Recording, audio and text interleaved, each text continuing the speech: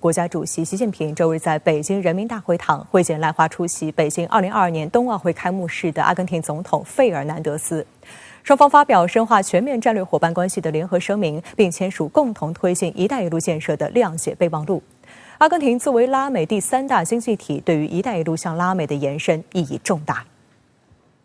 中阿元首会见中，习近平强调，双方要高质量共建“一带一路”，充分发挥互补优势，落实好水电、铁路等现有重大项目，深化贸易、农业、能矿、基础设施、投融资、抗疫等领域合作。费尔南德斯表示，阿方将继续积极参与共建“一带一路”合作，深化贸易、农业、基础设施建设等领域合作，欢迎更多中国企业赴阿投资合作。国家发展改革委主任何立峰与阿根廷外交、国际贸易和宗教事务部长卡菲罗代表两国政府共同签署中华人民共和国政府与阿根廷共和国政府关于共同推进丝绸之路经济带和21世纪海上丝绸之路建设的谅解备忘录。据介绍，双方将按照共商、共建、共享原则，共同推进“一带一路”建设，在政策沟通、设施联通、贸易畅通、资金融通、民心相通、第三方市场等领域开展合作，探讨挖掘双方合作的新机遇，实现共同发展和共同繁荣。据统计，截至2021年底，共建“一带一路”大家庭成员增至145个国家和32个国际组织，阿根廷也成为“一带一路”大家庭的最新成员。而作为拉美重要的经济领头羊之一，阿根廷加入共建“一带一路”，无疑有着积极的示范作用和标杆意义。我们还应该注意到，阿根廷还是一个即将接任拉美和加勒比国家共同体轮值主席国的国家，它作为轮值主席国能够加入“一带一路”倡议，会给我们这个中拉整体合作提出一些新的这个理念，注入一些新的动力，开辟一些新的这个发展的前景。中国在2013年提出“一带一路”倡议后，阿根廷很早就流露出加入的意愿。2017年，时任阿根廷总统马克里就参加了首届“一带一路”国际合作高峰论坛。通过加入“一带一路”，阿根廷希望获得中国在基础设施与运输、化石燃料和可再生能源、采矿、制造业、农业、创新和信息科技等众多领域的重要投资。这将帮助阿根廷缩小基础设施方面的差距，更好地与智利等邻国融合。智利是阿根廷通往国际市场的重要商业通道，打通与智利的联系，就能够有效降低物流成本，提高产品竞争力。但阿根廷长期受债务困扰，是公共债务占 GDP 比重较高的拉美国家之一，也是国际货币基金组织最大债务国之一。今年1月底，阿根廷与 IMF 就约445亿美元的债务再融资计划达成协议，由此暂时避免出现债务违约。由于美国是阿根廷最大债权国，并且在 IMF 当中具有相当大的话语权，所以阿根廷如何平衡与美国的关系，也是其能否加入“一带一路”的重要条件。不过，值得注意的是，费尔南德斯总统在访华前一站与俄罗斯总统普京会晤时就表示，阿根廷经济上严重依赖美国和国际货币基金组织，应该摆脱这一巨大的依赖。中国现代国际关系研究院拉美研究所助理研究员严谨对深圳卫视记者表示，此次中阿联合声明中的第18条就提到，中方愿与阿方和其他各方探讨转借特别提款权和扩大特别提款权使用的方案，以推动经济发展，维持财政稳定，并促进双边贸易。短期可以提高阿根廷的偿债能力，再结合中阿其他务实合作，可以在中长期帮助阿根廷产业升级和国家发展能力。是一个能够从根本上解决阿根廷，帮助阿根廷摆脱债务周期危机发生的这么一个协议。我想从这个意义上来讲，中阿达成这项协议毫无疑问是具有历史性的意义的。美国对拉美的影响力远不止债务问题谈判，而是将其视为自家后院，并施加全方位影响。包括中国或者俄罗斯在内的域外国家在该地区进行商业或者政治活动，都有可能会引起美国的警惕甚至阻挠。为了阻挡中国进军拉美，美国还推出名为“重建更美好世界”的全球基础设施计划，以抗衡中国的一带一路倡议。但在此次北京冬奥会期间，拉美国家用实际行动向美国表明了态度。除了阿根廷加入“一带一路”大家庭外，厄瓜多尔总统拉索也来华出席北京冬奥会开幕式及相关活动。中俄两国也正式启动自贸协定谈判。他们都不约而同，一致选择了这个中国，也就是说，拉美国家从传统的标志拉美国家从传统的向北看，也就是寻求美国的帮助，到向东看，寻求中国的支持，这是一方面。那么另外一方面呢，就是说明，即便是在美国这个拜登政府排华护院这么一个背景之下，拉美国家应该是不为这个美国的这个压力，也不会在美国压力之下去选边站队。也就是说，只有它符合本国利益的、符合这个本国人民利益的、符合本国经济发展需要的，才是这些国家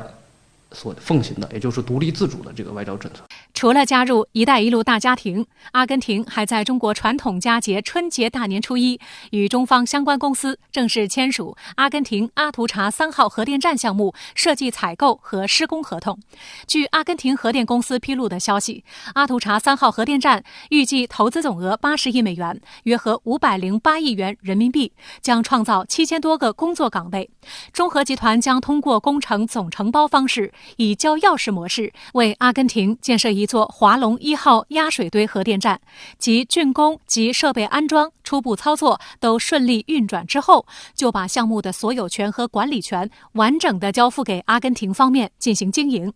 作为中国核电走向世界的国家名片，华龙1号是当前核电市场接受度最高的3代核电机型之一。每台华龙1号机组装机容量可达120万千瓦，年发电能力近100亿度，能够满足中等发达国家100万人口的年度生产和生活用电需求，相当于每年减少标准煤消耗312万吨，减少二氧化碳排放816万吨，相当于植树造林7000多万棵。这一次呢，中阿的签署的这个核电大单啊，也是在中国在向外界传递出一个信号，就是中国正在兑现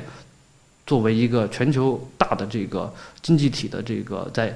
减排，在这个提高空气质量，在服务这个全球气候变化和全球能源转型方面兑现自己的这个诺言。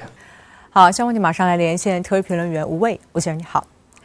习近平主席周日在北京会见阿根廷总统费尔南德斯，中阿元首重点谈及阿根廷参与共建“一带一路”议题。那您对此有何观察？是的，童迪。其实，在费尔南德斯总统访华前夕，中阿两国在2月4号当天就已经郑重签署了共建“一带一路”的谅解备忘录。这意味着由中国提出的一带一路倡议在南美洲画出了更大的同心圆。我留意到，习主席在会见费尔南德斯总统时谈到了一句话，为中阿经贸交往奠定了总体目标，那就是中方愿同阿方共享发展机遇，助力阿根廷扩大出口和产业升级。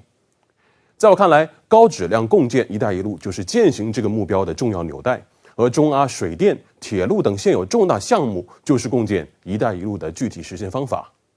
一个国家要实现产业升级，需要完备的基础设施作为承托，水电、核电、铁路的建设恰好就是牛鼻子。中国在这个领域的技术实力与实现能力，在国际上都是有口皆碑的。我们可以说，中国方案解了阿根廷朋友的燃眉之急。还有一个细节引起了我的注意，那就是2月3号，驻阿根廷大使邹肖丽接受了阿根廷《十二夜报》的书面专访，一共有11个设问，其中几问在我看来非常解渴。比如第6问，尽管面对疫情造成的危机，习近平主席还是在去年年底宣布中国消除了绝对贫困，您如何看待中国迈出的这重要一步？中国对其他发展中国家，尤其是阿根廷，在扶贫方面有什么建议呢？再比如第7问，“一带一路”是中国政府的一项伟大倡议，阿根廷可能也会很快加入，但目前阿根廷社会普遍并不了解这一倡议，它的主要目标是什么呢？可以给沿线国家带来哪些好处？为什么要加强中阿关系？为什么要共建“一带一路”？我想这些问题在两国政府层面已经充分达成了共识，而现在需要做的就是将两国元首这场会见取得的良好共识转化为两国人民真切的获得感，用务实的举措与系统的落实来回答以上几个疑问。我认为人民的日子过得越来越好，胜过一切广告。“一带一路”过去所取得的与即将取得的成绩将最具说服力。那么，在您看来，促使阿根廷加入“一带一路”大家庭的内生动力是什么？阿根廷参与“一带一路”又将面临哪些困难挑战呢？你问到了点子上，“一带一路”的伟大之处就在于它是一个合作倡议，不是历史上某些强权霸权打着利益旗号，却用各种手段把对方架上谈判桌签订的不平等合作协议。这个倡议关注的是共商、共建、共享，正是习主席那句“共享发展机遇”。因此每一个敲门加入这个大家庭的国家，或多或少都是因为看到了“一带一路”为他们本国能够带来的发展机遇。这是由内生动力所驱动的国际间合作，阿根廷也不例外。当然，“一带一路”在阿根廷的延展是机遇与挑战并存的。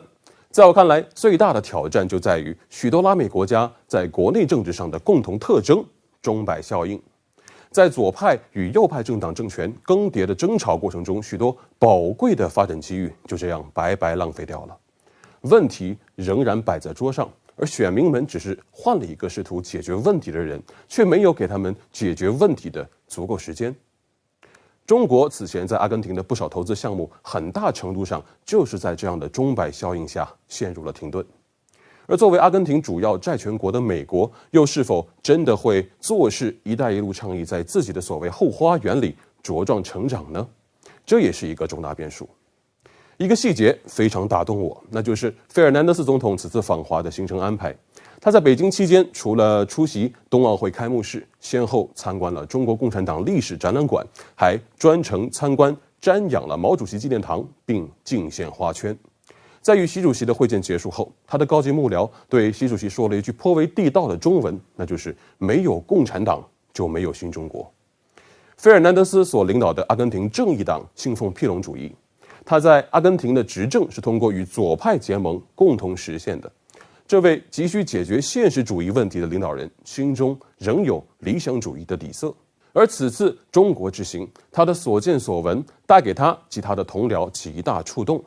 我认为，这为中阿两国两党间的友谊产生了深远影响。好，谢谢吴伟先生在线和我们分享您的观点，谢谢。